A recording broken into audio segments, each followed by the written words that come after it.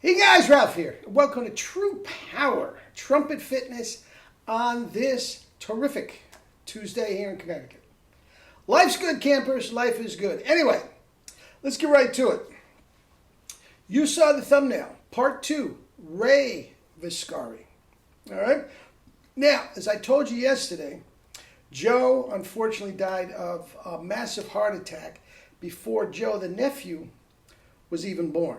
So needless to say, Joe, the nephew, had much more of a relationship with Ray than he did with Joe. All right? Haven't played a note. Let's see what we got, and we'll take it from there.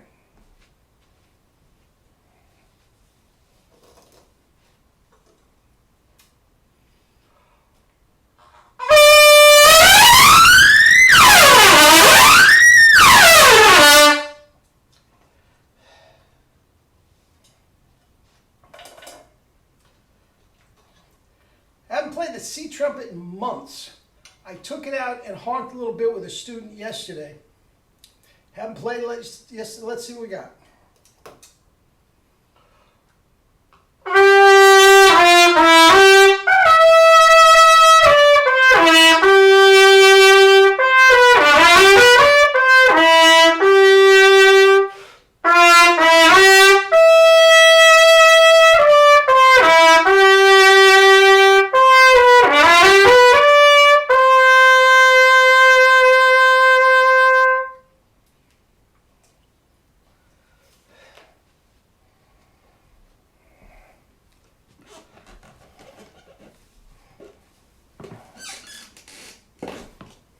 That, in my opinion, is the greatest C trumpet ever made.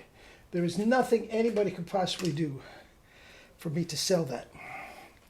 That was Jerry's, literally his first C trumpet he ever made. When he was getting into the trumpet business, he wanted to get in with student model trumpets that played great at like $200 a piece, that would show everybody what a great trumpet he could make at $200 and at a decent price.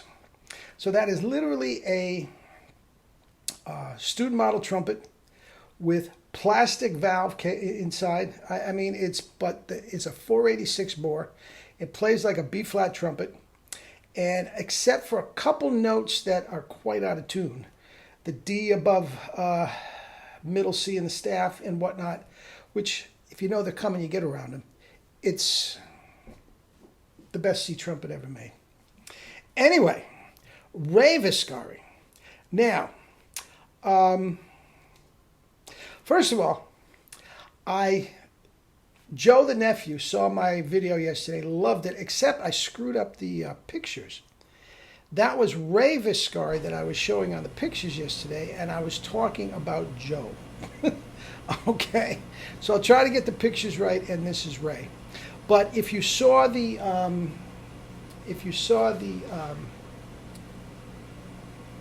picture for the thumbnail, I mean, that is the creme de la creme of LA trumpet players. Just left to right, if you want to look at the video again, that picture again, I'll put it up again. Buddy Brisbois, Pete Condoli, John Ardino, Chuck Finley, who was a baby at the time, Ray Triscari on the far right, Ewan Rassi in the middle, and the arranger and trumpet player Billy May. I mean, it doesn't get much better than this. Anyway, Ray, like Joe and everybody of that era, pretty much self-taught. He took a couple lessons. Played a Colicchio mouthpiece his entire career. Tiny. I guess was considered more of an actual lead player than Joe.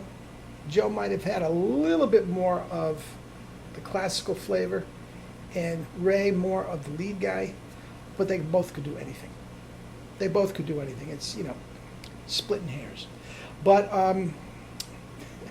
Joe the nephew talks about Ray, Uncle Ray, dragging him kicking and screaming to a taping of The Tonight Show with Johnny Carson. And I mean, he's got all these unbelievable stories about these guys. I mean, I'm telling you, this little 10-minute video doesn't do any good. But like his brother Joe and everybody else in that area, he started off with the big bands. You know, Gene Krupa, Henry Mancini, Louis Bellson, stuff like that. And then they just morphed in. The guys that came out the other end, years on the road, came out, you know, intact. Went into the LA studios and things more stationary, and killed it. I mean, this was just an incredible group of trumpet players. Okay, Ray made some coin. Anyway, going into these gigs that Uncle Ray would take him with, he never once heard him practice, never once heard him warm up, and never once heard him play anything other than the actual downbeat on the bandstand. I guess Joe was a little bit more of a practicer than Ray. Not a lot, but a little bit more. And Ray, nothing. He talked about feeling like spitting rice off your... Guys, that's what we're doing. Spitting rice off your lip.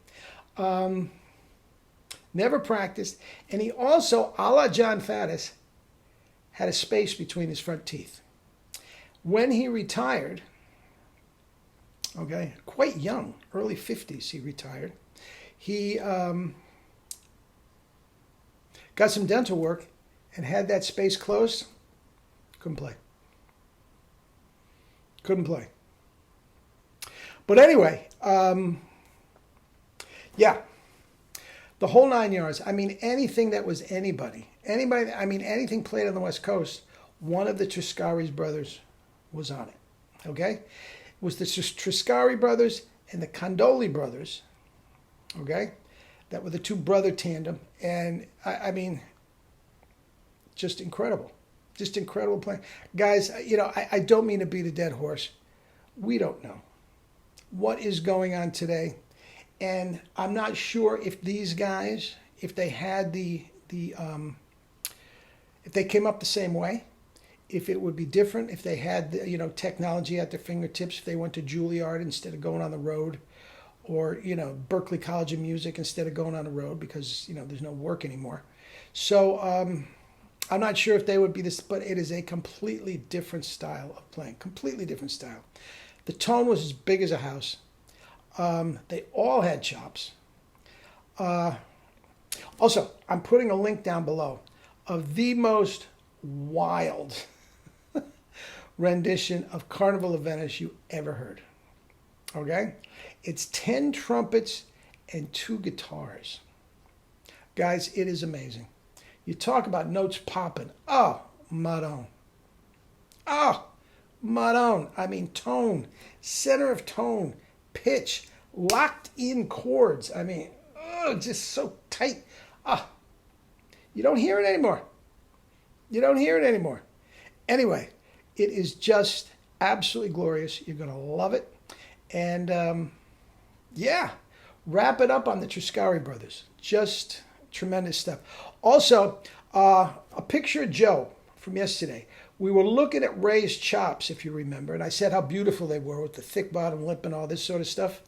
Look at Joe's chops. This is from the MGM orchestra. Look at that top lip. Look at how relaxed and thick that is. It's no reason at all. It's as simple as that, guys. You have to get this out of it. You have to get this out of it. And if you want to think about spitting rice off your teeth, go ahead. If you have a space between your teeth like Faddis, use it. But you have to compress, and you have to keep this relaxed. Just ask the Triscari brothers. Well, you can't ask them anymore. But Joe the nephew, thank you so much. Man, I had so much fun. So much fun. Just listening to you talk about that. And your uncles, it was just wonderful, absolutely wonderful.